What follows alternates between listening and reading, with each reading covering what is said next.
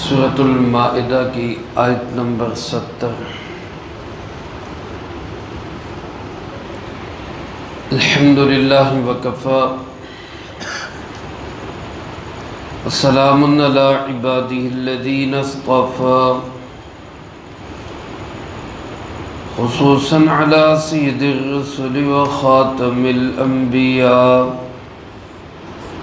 وعلى آلہ واصحابہ الاتقیاء، اما بعد فاعوذ باللہ من الشیطان الرجیم، بسم اللہ الرحمن الرحیم۔ لقد اخذنا میثاق بنی اسرائیل وارسلنا الیہم رسلا، كلما جاءهم رسول بما لا تهوى أنفسهم فريقا كذبوا وفريقا يقتلون، وحسبوا ألا تكون فتنة فعموا وصموا ثم تاب الله عليهم ثم عموا وصموا كثير منهم، والله بصير بما يعملون۔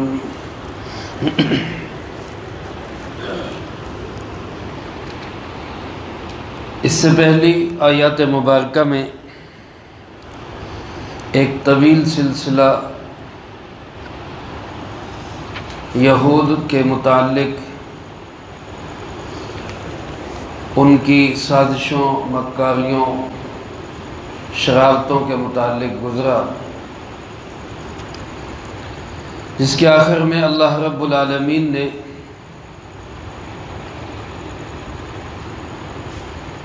بات کو گویا سمیٹتے ہوئے فرمایا کہ ایمان والا ہو، یہودی ہو، صابی ہو، عیسائی ہو، کسی بھی کمیونٹی سے تعلق رکھتا ہو، کامیابی کے لیے دو چیزیں مدار ہیں، ایک ایمان کامل اور ایک آخرت کے دن پہ یقین، اور اس کے ساتھ ساتھ عمل صالح۔ ایمان کامل میں تمام ایمانیات اللہ پہ، اللہ کے محبوب علیہ السلام پہ، فرشتوں پہ، کتابوں پہ، تمام انبیاء اور رسول علیہ السلام پہ، آخرت کے دن پہ، سب پہ ایمان رکھنا، اور عمل صالح میں تمام فرائض، واجبات، اللہ رب العالمین کے حقوق، بندوں کے حقوق سب شامل ہیں۔ جو بندہ یہ دو چیزیں اختیار کرے گا فلا خوف علیہم ولا هم یحزنون، آخرت میں اس پہ نہ کوئی خوف ہوگا، نہ دنیا کا اس کو کوئی غم ہوگا۔ اس کے لیے کسی خاص نسبت کی ضرورت نہیں ہے، میں مسلمان ہیں جی، ہم امت مسلمہ ہیں، صرف خالی خولی نسبت کافی نہیں۔ اسی طرح میں یہودی ہوں، خدا نخواستہ کوئی شخص کہے میں عیسائی ہوں، میری یہ نسبت کافی ہے، نسبت کافی نہیں ہے۔ کسی بھی مذہب سے تعلق رکھنے والے لوگ اگر وہ ایمان اور اعمال صالحہ کی زندگی پہ آئیں گے ان کو کامیابی ملے گی۔ اب یہودیوں کی، عیسائیوں کی کامیابی کا مدار اس پہ ہے کہ وہ آخری نبی، امام الانبیاء، سید الانبیاء، خاتم الانبیاء جناب محمد مصطفیٰ صلی اللہ علیہ وآلہ وسلم پر کامل ایمان رکھے۔ اللہ پاک ارشاد فرماتے لیکن ان لوگوں کا رویہ اور سلوک کیسا رہا؟ فرمایا لقد اخذنا میثاق بنی اسرائیل، یقیناً پکی بات ہے، دو تاکیدوں کے ساتھ فرمایا، لام بھی تاکید کے لیے، قد بھی تاکید کے لیے، یقینی بات ہے کہ اخذنا میثاق بنی اسرائیل، ہم نے بنی اسرائیل سے میثاق لیا تھا۔ میثاق یعنی پختہ عہد و پیمان وعدہ ہوا تھا اللہ رب العالمین سے، کس چیز کا؟ ایمان اور اعمال صالحہ کا۔ زبردست میثاق ہوئے، وعدے ہوئے ہیں، عہد و پیمان ہوا ہے، اللہ رب العالمین سے انہوں نے وعدے کیے۔ پھر اللہ پاک فرماتے ان وعدوں کی یاد دہانی کے لیے ارسلنا الیہم رسلا، ہم نے ان کی طرف ایک دو نہیں کئی رسول بھیجے، ان کو جا کے وعدے یاد دلائے۔ ایک وقت میں بعض اوقات بنی اسرائیل میں 40 نبی اللہ کے علیہم السلام وہ فریضہ تبلیغ ادا کرتے رہے ایک وقت۔ اور فریضہ تبلیغ کیا ہے؟ ان کو سمجھا رہے ہیں کہ بھائی تمہارا وعدہ ہوا ہے، اللہ سے تم نے عہد و پیمان کیا ہے، ایمان اور اعمال صالحہ کی زندگی اختیار کرو۔ ایک دو نہیں، رسولہ کئی رسول بھیجے، لیکن ان کی صورتحال کیا تھی؟ ان کا رویہ کیا رہا؟ انہوں نے انبیاء علیہ السلام کے ساتھ کیا سلوک کیا؟ اللہ پاک فرماتے کلما جاءہم رسول، جب بھی کوئی میرے رسول علیہ السلام ان کے پاس کوئی ایسی تعلیم لے کر آئے بما لا تہوی انفسہم، جو ان کے مزاج کو اچھی نہ لگی، یعنی مزاج شریعت کا نہیں بنایا کہ جو شریعت ہوگی اس پہ چلیں گے، مزاج یہ بنایا کہ جو میرا مزاج ہوگا اس پہ چلوں گا۔ اب وہ شریعت اس کے مطابق آ گئی تو بڑی بات ہے، بہت اچھی بات ہے، شریعت بھی بہت اچھی ہے، دین بھی بہت اچھا ہے۔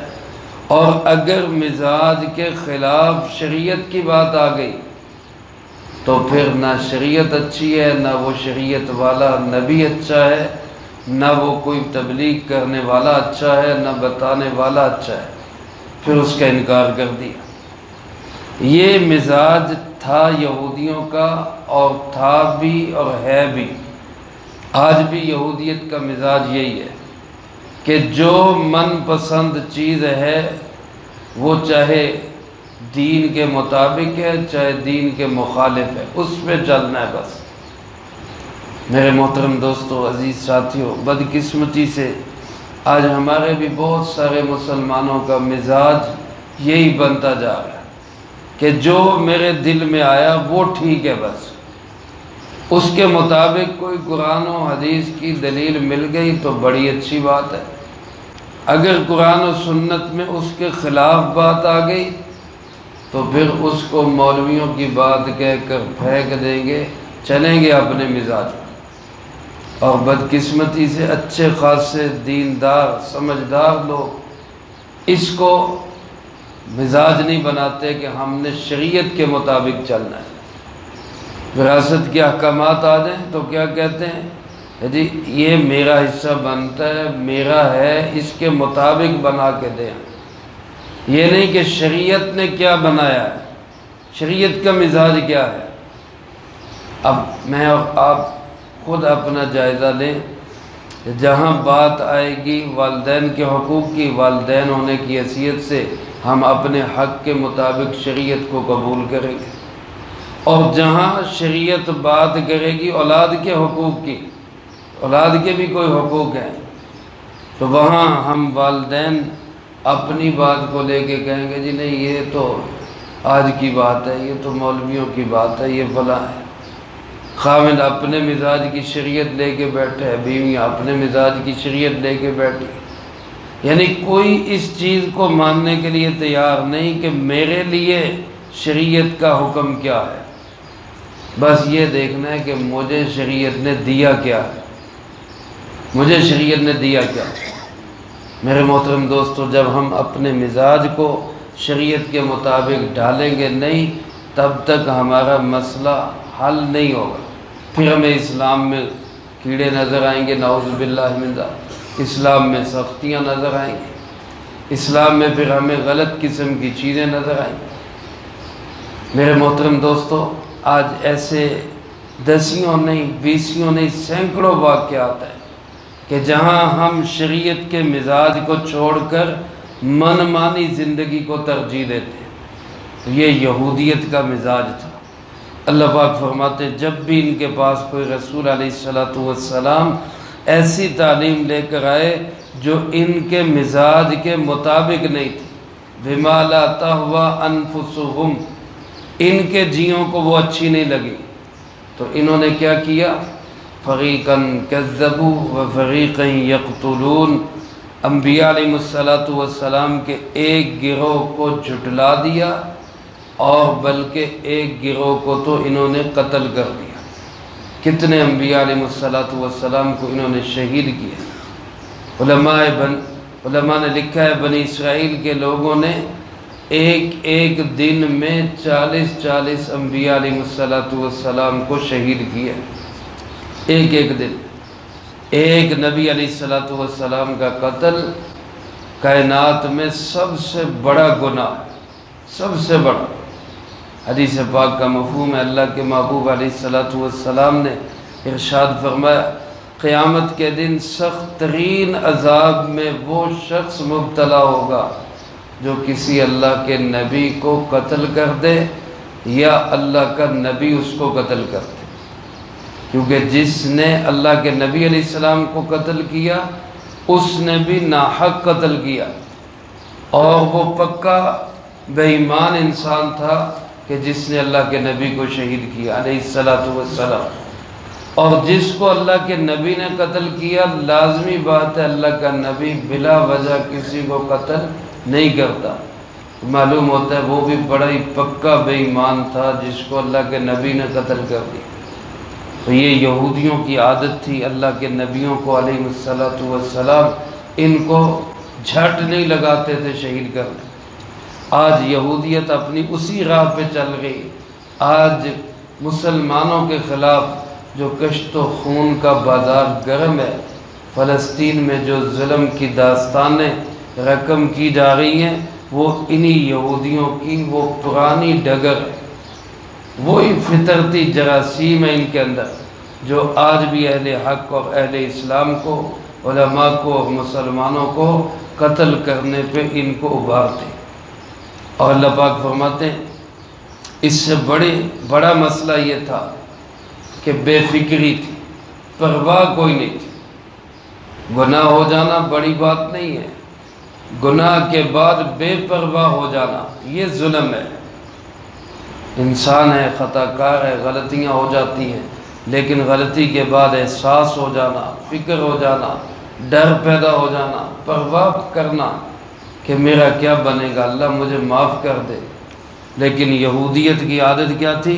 حسبوا اللہ تکون فتنہ، انہوں نے یہ یقین بنا رکھا تھا کہ کچھ نہیں ہوگا، کچھ نہیں ہوگا، اللہ تکون فتنہ، کوئی آزمائش، کوئی فتنہ، کوئی عذاب، کوئی اللہ کی طرف سے سزا نہیں آئے گی۔